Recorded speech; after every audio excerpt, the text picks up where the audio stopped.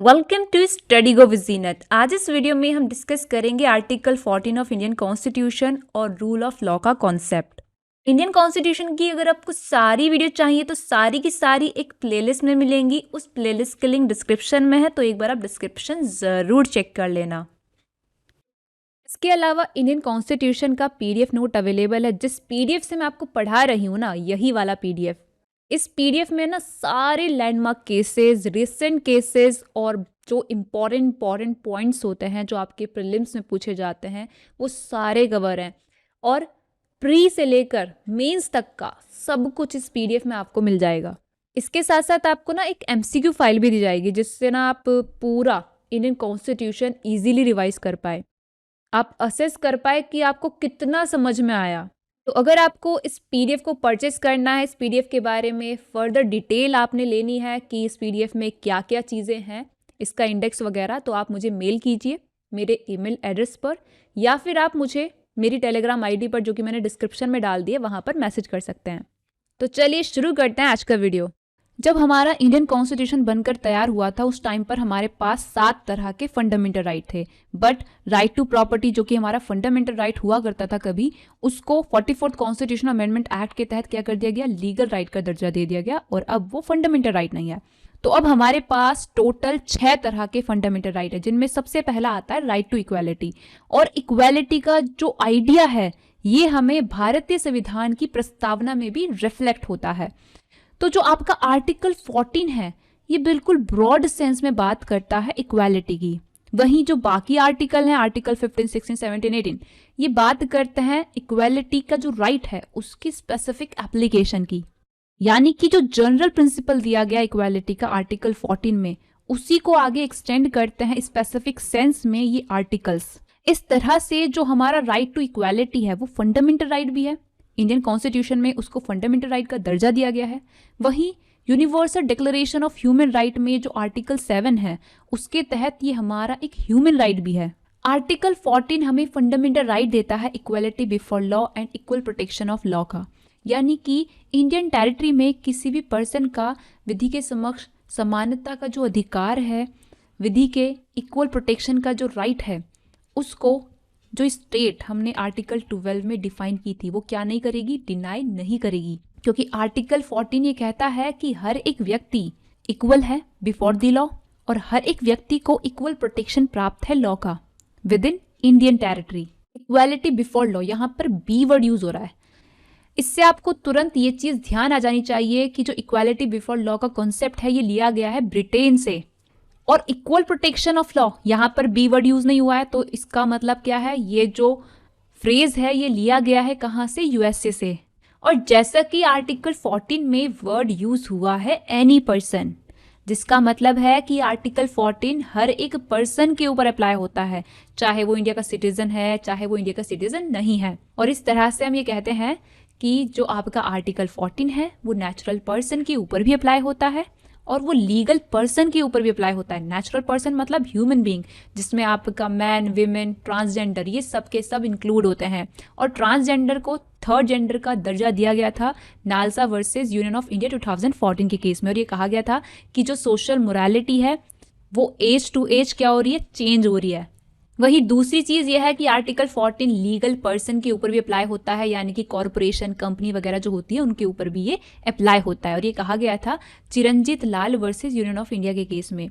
और यहाँ पर ये चीज आपने ध्यान रखनी है कि जो आर्टिकल 14 है, इसमें प्रिंसिपल ऑफ नेचुरल जस्टिस भी इंक्लूडेड है। जैसे कि जो प्रिंसिपल है नेचुरल जस्टिस का, एक आपने पढ़ाई होगा ऑडी अल्ट्रम पार्टेम, जिसका मतलब होता है कि जो प्रोसीडिंग की पार्टी होती हैं, जो सूट की पार्टी होती हैं, दोनों को क्या करना चाहिए, कोर्ट ने सुनना चाहिए और तभी जाके डिसीजन देना चाहिए। ऐसा नहीं कि किसी एक ही पक्ष को सुना और डिसीजन दे दिया।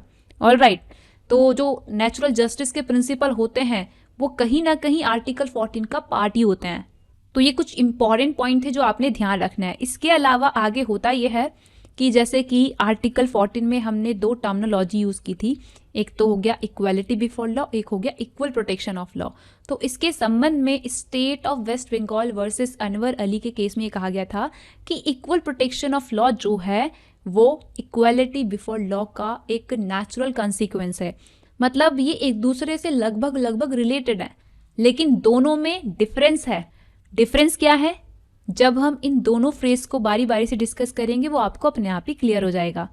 तो सबसे पहले जो इक्वलिटी बिफोर लॉ का कॉन्सेप्ट है, जिसको हमारे आर्टिकल 14 में ब्रिटेन से लिया गया है, ये एक नेगेटिव फ्रेज है जो ये कहती है कि हर एक पर्सन, डजंट मैटर अमीर है वो, गरीब है वो, या फिर उसकी सोसाइटी में बहुत ही भयंकर पोजीशन है, वीआईपी आदमी है वो, डजंट मैटर, सब के सब क्या है, लॉ के अधीन है। और सबसे ऊपर क्या चीज है? सबसे ऊपर है लॉ। इस तरह से आर्टिकल 14 में हमें देखने को मिल रहा है क्या? रूल ऑफ लॉ का कॉन्सेप्ट, जिसको इंदिरा नेहरू गांधी वर्सेस राजनारायण के केस में सुप्रीम कोर्ट ने कहा था कि ये हमारी इंडियन कॉन्स्टिट्यूशन का बेसिक स्ट्रक्चर है। And subsequently Vijay Kumar Mahanti versus Jadu, इस केस में ये कहा गया था कि जैसे कि जो रूल ऑफ लॉ है वो इंडियन कॉन्स्टिट्यूशन का बेसिक स्ट्रक्चर है, इसलिए जो सुप्रीम कोर्ट है वो हमारे रूल ऑफ लॉ का गार्जियन है। तो ये जो रूल ऑफ लॉ का कॉन्सेप्ट है, इसका ओरिजिन कैसे हुआ, कैसे ये आया, ये सब चीज़ मैंने यहाँ पर फुटनोट में लिखी है, तो इसको एक बार आप देख लीजिएगा। बाकी ये चीज़ आपने ध्यान रखनी है कि जो भी चीज़ें मैंने फुटनोट में बोल्ड कर रखी होती हैं वो आप पढ़ लिया करो। और केस अगर मैंने कोई बोल्ड कर रखा है तो इसका मतलब ये है कि ये केस इंपॉर्टेंट है, लेकिन कुछ केस ऐसे हैं जो मैंने फुटनोट में बोल्ड नहीं कर रखे हैं, तो वो आपने नहीं पढ़ने, उन पे आपने ध्यान नहीं देना है। जो बोल्ड हो रखा है ना फुटनोट में, वो आपने ध्यान देना है। तो ये जो रूल ऑफ लॉ है इसका ओरिजिन कैसे हुआ, तो एक बार आप इसको देख लेना। बाकी ध्यान ये रखना है कि जो एल्बर्ट वेन डाइसी हैं, इनको श्रेय जाता है रूल ऑफ लॉ का कॉन्सेप्ट लाने के लिए। तो ये ब्रिटेन में इंट्रोड्यूस करते हैं रूल ऑफ लॉ का कॉन्सेप्ट। और रूल ऑफ लॉ के कॉन्सेप्ट के कुछ प्रिंसिपल होते हैं। पहला प्रिंसिपल होता है यही कि हर एक व्यक्ति, डजंट मैटर उसकी रैंक क्या है, कितना बड़ा वो आदमी है, वीआईपी है, गरीब है, अमीर है, हर एक व्यक्ति क्या है, जो ऑर्डिनरी लॉ है उसके अधीन है। तो ये जो एस्पेक्ट है ना रूल ऑफ लॉ का, ये हमें देखने को मिलता है आर्टिकल 14, 15, 16 में। लेकिन ये इक्वालिटी का जो कॉन्सेप्ट है इसके कुछ एक्सेप्शन हैं, जैसे कि president of India and governor of state, इनको कुछ केसेस में इम्यूनिटीज मिलती है जो बताए गए हैं आर्टिकल 361 में। इसके अलावा जो मेंबर होते हैं पार्लियामेंट के, उनको अंडर आर्टिकल 105, सिमिलरली स्टेट की जो लेजिस्लेचर होती हैं उनके जो मेंबर्स होते हैं उनको अंडर आर्टिकल 194, उनके द्वारा पार्लियामेंट में या फिर स्टेट लेजिस्लेचर में कुछ भी अगर उन्होंने कहा है या किसी भी संबंध में वोट वगैरह उन्होंने जो दिए हैं, इस चीज़ के लिए कोर्ट कचहरी में घसीटा नहीं जा सकता है। नेक्स्टली जो आर्टिकल 31C है वो भी आर्टिकल 14 का एक्सेप्शन है। उसमें ये कहा गया है कि जो भी लॉज बनाए हैं स्टेट ने आर्टिकल 39 के जो बी और सी क्लोज में directive principle of state policy बता रखे हैं उनको इम्प्लीमेंट करने के लिए, तो ऐसे लॉ को इस आधार पर चैलेंज नहीं किया जा सकता है कि ये क्या कर रहा है, आर्टिकल 14 में दिया गया फंडामेंटल राइट वायलेट कर रहा है। अगली चीज़ ये है कि इक्वालिटी का जो कंसेप्ट है वो अप्लाई नहीं होता है फॉरेन सोवरेन्स पर, एम्बेसडर्स पर, डिप्लोमेट्स पर, जिनको इम्यूनिटी मिलती है क्रिमिनल एंड सिविल प्रोसीडिंग से। इसके अलावा जो यूएनओ और उसकी जो एजेंसीज वगैरह हैं जिनको डिप्लोमेटिक इम्यूनिटी मिली हुई है, उनके ऊपर भी आर्टिकल 14 अप्लाई नहीं होता है। सेकंड चीज़ जो रूल ऑफ लॉ के कॉन्सेप्ट में कही गई है वो ये है कि जो लॉ है वो सुप्रीम है, इसीलिए जो पर्सन इन अथॉरिटी है, लाइक जैसे कि पुलिस वगैरह है, मतलब किसी ने अपराध भी नहीं किया उसे उठा के लिया है, जेल में डाल दिया, तो इस तरह की डिस्क्रिशनरी पावर नहीं होती है पर्सन इन अथॉरिटी को कि वो आर्बिट्रेरली एक्ट करें। क्योंकि डाइसी का ये कहना है कि जहां पर डिस्क्रिशन दे दिया जाता है वहां तो आर्बिट्रेरीनेस इन्वॉल्व हो ही जाती है। फॉर एग्जाम्पल, मम्मी आपको 500 रुपये दें और बोले कि जो मर्जी है ले लेना, डिस्क्रिशन है पूरा, तो ऑब्वियस सी बात है आप उसको अपने मनमाने ढंग से उड़ाएंगे ना। तो वही चीज़ ये है कि जहाँ पर डिस्क्रिशन आ जाता है वहाँ पर आर्बिट्रेरीनेस अपने आप ही आ जाती है, और ये चीज़ रूल ऑफ लॉ के खिलाफ है। इस तरह से जो रूल ऑफ लॉ का कॉन्सेप्ट है वो एक्सक्लूड करता है आर्बिट्रेरीनेस को, अनरीजनेबलनेस को। और रूल ऑफ लॉ ये कहता है कि किसी भी व्यक्ति को तब तक पनिश नहीं किया जाएगा जब तक कि वो क्या नहीं करता है, किसी प्री इस्टेब्लिश लॉ का ब्रीच नहीं करता है। इसीलिए हमें आर्टिकल 21 ऑफ इंडियन कॉन्स्टिट्यूशन में ये देखने को मिलता है कि जो हमें right to life and personal liberty है वो अधीन है, किस चीज़ के अधीन है, प्रोसीजर इस्टेब्लिश बाय लॉ के। यानी कि जैसे कि हमारे इंडिया में ये चीज़ है कि अगर कोई व्यक्ति क्या करता है, मर्डर करता है, तो उसको डेथ सेंटेंस दी जा सकती है। तो जब तक आप मर्डर नहीं करते हैं तब तक क्या आपको हम डेथ सेंटेंस दे सकते हैं? नहीं दे सकते ना। तो यही चीज़ है procedure establish by law. But जो प्रोसीजर है ना बाय द लॉ इस्टेब्लिश किया गया वो होना चाहिए जस्ट, फेयर, रीजनेबल। उसमें नेचुरल जस्टिस की जो प्रिंसिपल है उनका पालन होना चाहिए। तो यहाँ पर हमने अभी जो 2 एस्पेक्ट डिस्कस किए रूल ऑफ लॉ के, ये हमारे इंडियन कॉन्स्टिट्यूशन में ये जो आर्टिकल यहाँ पर लिखे हैं इन आर्टिकल में देखने को मिलते हैं। इसके अलावा जो आइडल्स दे रखे हैं इंडियन कॉन्स्टिट्यूशन के प्रेम्बल में, जस्टिस, लिबर्टी एंड इक्वालिटी, इनमें भी ये रिफ्लेक्ट होते हैं। लेकिन जो तीसरा एस्पेक्ट है रूल ऑफ लॉ का, जो कि ये कहता है कि जो कॉन्स्टिट्यूशन है वो ordinary law of the land का रिजल्ट है। यानी कि जो इंग्लैंड में इंडिविजुअल्स के राइट वगैरह होते हैं, जैसा कि वहाँ पर कोई रिटन कॉन्स्टिट्यूशन नहीं है, तो वो कहाँ से आते हैं? वो आते हैं जुडिशियल डिसीजन से। टाइम टू टाइम जो जज के द्वारा जुडिशियल डिसीजन दिए जाते हैं वहाँ से वो आते हैं। लेकिन हमारे इंडिया में रिटन कॉन्स्टिट्यूशन है, तो इसीलिए जो भी मतलब राइट मिले हुए हैं हमें वो कॉन्स्टिट्यूशन से हमें मिले हुए हैं। तो ये तीसरा एस्पेक्ट हमारे इंडिया में रूल ऑफ लॉ का अप्लाई नहीं होता है। तो ये तो आपका रूल ऑफ लॉ का कॉन्सेप्ट था, जिसमें आपने 2 केस ध्यान रखने हैं। पहला केस इंदिरा नेहरू गांधी का केस, जिसमें रूल ऑफ लॉ को बेसिक स्ट्रक्चर माना गया था संविधान का। दूसरा केस विजय कुमार महंती वर्सेस जादू। इस केस में कहा गया था कि जो सुप्रीम कोर्ट है वो रूल ऑफ लॉ का गार्जियन है। तो ये तो था आर्टिकल 14 का पहला फ्रेज, इक्वालिटी बिफोर लॉ, जो कि नेगेटिव फ्रेज था और हर एक पर्सन को लॉ के अधीन करता था और प्रोहिबिट करता था स्टेट को कि जो स्टेट है वो क्या ना करे, पर्सन्स के बीच में आर्बिट्ररली डिस्क्रिमिनेशन ना करे। वही जो अगला फ्रेज आर्टिकल 14 में यूज हो रखा है वो है इक्वल प्रोटेक्शन ऑफ लॉ, जो कि इक्वालिटी का पॉजिटिव फ्रेज है, जो ये कहता है कि समान लोगों को ना समान ट्रीटमेंट मिलना चाहिए, समान लोगों के बीच में डिस्क्रिमिनेशन नहीं होना चाहिए। यानी कि like should be treated alike without any discrimination. जो लोग सिमिलर सिचुएशन में हैं उनके ऊपर जो लॉ है वो एप्लीकेबल होना चाहिए बिना डिस्क्रिमिनेशन के। बट अगर ऐसा है कि अनइक्वल सर्कमस्टांसेस हैं, फिर भी आप सेम ही ट्रीटमेंट दे रहे हो, आइडेंटिकल ट्रीटमेंट दे रहे हो, हर किसी को एक ही ट्रीटमेंट दे रहे हो, तो ये चीज़ होगी इनइक्वालिटी। फॉर एग्जाम्पल, एक हाथी है और एक चींटी है। चींटी को हमने चीनी के 4 दाने डाल दिए और वही 4 दाने अगर हम हाथी को दे देंगे, ये चीज़ होगी इनइक्वालिटी, क्योंकि जो सर्कमस्टांसेस हैं वो अनइक्वल हैं। हाथी का पेट बड़ा है और चींटी का जो पेट है वो छोटा है। 4 दानों में उसका पेट भर जाएगा, लेकिन हाथी का भरेगा ही नहीं। हाथी को तो वो 4 दाने दिखाई ही नहीं देंगे। इसीलिए अगर हाथी को पूरा एक कट्टा चीनी का दे दिया जाए तो ये चीज़ पॉजिटिव डिस्क्रिमिनेशन होगा, जो करना अलाउड है। ऑलराइट। इसीलिए जो सोसाइटी में वीकर सेक्शन होते हैं उनको क्या दिया जाता है, रिजर्वेशन दिया जाता है। और ये जो चीज़ होती है ये चीज़ होती है रीजनेबल क्लासिफिकेशन, क्योंकि उनके सर्कमस्टांसेस अलग हैं।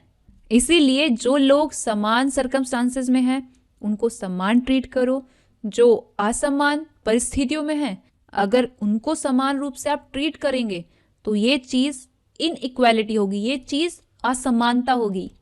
इसीलिए जो आर्टिकल 14 है वो सिर्फ और सिर्फ रीजनेबल क्लासिफिकेशन को परमिट ही नहीं करता है, बल्कि जो रीजनेबल क्लासिफिकेशन है उसको प्रोग्रेसिव सोसाइटी के लिए जरूरी भी करता है। अगर सोसाइटी ने प्रोग्रेस करना है तो जो वीकर सेक्शन है सोसाइटी के उनको अपलिफ्ट करने के लिए अगर कुछ स्पेशल प्रोविजन लाए जाते हैं तो ये चीज आर्टिकल 14 का वायलेशन नहीं मानी जाएगी, बल्कि ये चीज मानी जाएगी रीजनेबल क्लासिफिकेशन। इस तरह से आर्टिकल 14 रीजनेबल क्लासिफिकेशन को परमिट करता है और प्रोहिबिट करता है क्लास लेजिस्लेशन को। तो जो रीजनेबल क्लासिफिकेशन परमिट की जाती है आर्टिकल 14 के तहत, उसके लिए 2 कंडीशन दे रखी है। पहली कंडीशन ये कि जो रीजनेबल क्लासिफिकेशन है वो बेस होनी चाहिए इंटेलिजिबल डिफरेंशिया पर, और ये इंटेलिजिबल डिफरेंशिया एक्ट का जो ऑब्जेक्ट है उससे कोई रिलेशन रखता होना चाहिए। इंटेलिजिबल डिफरेंशिया का मतलब होता है ऐसा डिफरेंस जो कि समझने योग्य हो। यहाँ पर हमें मैथमेटिक्स लगाने की जरूरत नहीं है या फिर साइंटिफिकली अप्रूव करने की जरूरत है। जो परिस्थितियां हैं उनको इवैल्यूएट करना पड़ता है और देखना पड़ता है कि ये जो क्लासिफिकेशन है वो उस हिसाब से, परिस्थितियों के हिसाब से रीजनेबल है या नहीं है। तो इस तरह से जो भी इंटेलिजिबल डिफरेंशिया पर बेस्ड है क्लासिफिकेशन वो आपका आर्बिट्ररी, आर्टिफिशियल, इवेसिव नहीं होना चाहिए। वो होना चाहिए रीजनेबल, और उसका एक्ट के ऑब्जेक्ट के साथ रिलेशन होना चाहिए। यानी कि जो क्लासिफिकेशन का बेसिस है और जो स्टैट्यूट का ऑब्जेक्टिव है, उनके बीच में रीजनेबल नेक्सेस होना चाहिए। एंड रिसेंटली सुप्रीम कोर्ट ने इंटेलिजिबल डिफरेंशिया को अप्लाई करके Satyadev Bhagaur versus state of Rajasthan 2022 के केस में राजस्थान स्टेट की उस पॉलिसी को अपहेल्ड किया था, जो कि क्या कर रही थी, दूसरे स्टेट के एनएचआरएम या फिर एनएचएम एम्प्लॉयज को बोनस मार्क्स देने से डिनाई कर रही थी। तो ये पूरा केस क्या था, अगर आपको जानना है तो फुटनोट में मैंने लिंक दे रखा है। पीडीएफ में फुटनोट में लिंक जो है उसमें आप जाकर क्या कर सकते हैं, इस पूरे केस को एक्सेस कर सकते हैं। इतना कुछ इंपॉर्टेंट नहीं है, बस जितना जितना यहाँ पर लिखा है बस यही ध्यान रखना है आपने, क्योंकि रिसेंट का केस है इसलिए पूछा जा सकता है। इसके अलावा EP Royappa versus state of Tamil Nadu का केस आपने ध्यान रखना है, क्योंकि इस केस में इक्वालिटी के कॉन्सेप्ट को नया इंटरप्रिटेशन दिया गया था और ये कहा गया था कि जो इक्वालिटी है और आर्बिट्ररीनेस है, ये दोनों बिल्कुल एक दूसरे के विपरीत हैं, एंटीथेसिस हैं एक दूसरे के, यानी कि ये एक दूसरे के कट्टर शत्रु हैं। क्योंकि जो इक्वालिटी है वो रिप्रेजेंट करती है रूल ऑफ लॉ को in the Republic state, but जो आर्बिट्ररीनेस है वो संबंधित होती है एब्सोल्यूट मोनार्क से, डिक्टेटरशिप से। तो ये चीज आपने ध्यान रखनी है कि ये चीज कही गई थी EP Royappa versus state of Tamil Nadu के केस में। इसके अलावा एक केस है कुमारी श्रीलेखा विद्यार्थी वर्सेस स्टेट ऑफ यूपी। ये पूछ लिया जाता है कि ये किस आर्टिकल से रिलेटेड है, तो ये बेसिकली राइट टू इक्वालिटी जो दिया गया आर्टिकल 14 उससे संबंधित है। बस इतना ध्यान रखो, इतना कुछ इंपॉर्टेंट नहीं है आर्टिकल 14 में। एन नंबर ऑफ केस आपको देखने को मिलेंगे जो भी बुक्स आपके पास हैं उन बुक्स में, तो वो सब आपको याद करने की जरूरत नहीं है, जितना जितना बताया बस उतना पढ़ो, वही काफी है। अगली वीडियो में हम फंडामेंटल राइट के जो आगे के प्रोविजन है वो सारे के सारे निपटाएंगे। आपको ये वीडियो कैसा लगा मुझे कमेंट करके बताइएगा। वीडियो अच्छा लगा तो लाइक करना, चैनल को सब्सक्राइब करना, और इसके अलावा अगर आपको पीडीएफ चाहिए इंडियन कॉन्स्टिट्यूशन की तो उसको परचेस करने के लिए आप हमारे ईमेल एड्रेस पर मेल कर सकते हैं या फिर हमें टेलीग्राम पर मैसेज कर सकते हैं। कहीं पर भी आपका अगर कोई डाउट रहता है तो आप कमेंट सेक्शन में पूछ सकते हैं या फिर हमें टेलीग्राम, इंस्टाग्राम कहीं पर भी पूछ सकते हैं। सभी का लिंक डिस्क्रिप्शन में है। हमारा टेलीग्राम चैनल है स्टडी गो विद जीनत, उसको जरूर ज्वाइन करना। वहां पर हम काफी सारी चीजों की अपडेट आप लोगों को देते रहते हैं। तो आज की वीडियो के लिए बस इतना ही, मिलते हैं कॉन्स्टिट्यूशन के अगले वीडियो में।